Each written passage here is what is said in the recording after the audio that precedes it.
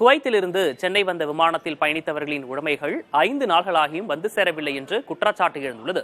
இது குறித்த கூடுதல் விவரங்களை செய்தியாளர் விக்னேஷ் முத்துவிடம் கேட்கலாம். விக்னேஷ் முத்து, 5 நாட்களாக அவர்களுடைய உடைமை வந்து சேரவில்லை என்ற குற்றச்சாட்டை பயணிகள் வச்சிருக்கிறாங்க. என்ன காரணம்? கடந்த திங்கட்கிழமை குவைத்திலிருந்து ஏர் இந்தியா எக்ஸ்பிரஸ் விமானத்தில் சென்னை வந்த பயணிகளுக்கு பெரும் அதிர்ச்சி காத்திருந்தது.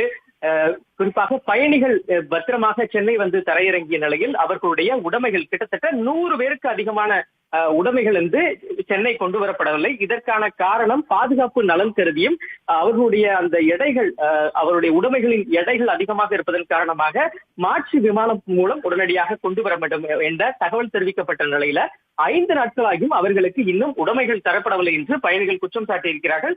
இதில் பெரும்பாலானோர்கள் சென்னை, திருச்சி, மதுரை உள்ளிட்ட பல மாவட்டங்களைச் சேர்ந்தவர்கள். இதனால் அவர்கள் செய்வதறியாது திகைத்திருக்கிறார்கள். விமான இந்த நிர்வாகத்தினர் மீதும் அந்த சம்பந்தப்பட்ட விமான மீதும் கடுமையான அதிருப்திக்கு உள்ளாகி இருக்கிறார்கள். அதே நேரத்தில் அவர்கள் இந்த சம்பந்தப்பட்ட விமான நிறுவனத்தை தொடர்பு கொண்டு கேட்ட பொழுது ஒரு முறையான பதில் இல்லை என்று அவர்கள் தரப்பில் வேதனையுடன் தெரிவிக்கிறார்கள். ஒரு சிலருக்கு இன்று இரவு உடைமைகள் வந்து வழங்கப்படுகிறது. கிட்டத்தட்ட 80 பேருக்கு மேலாக நாளை மறுநாள் வழங்குவதற்காக திட்டமிடப்பட்டிருக்கிறது.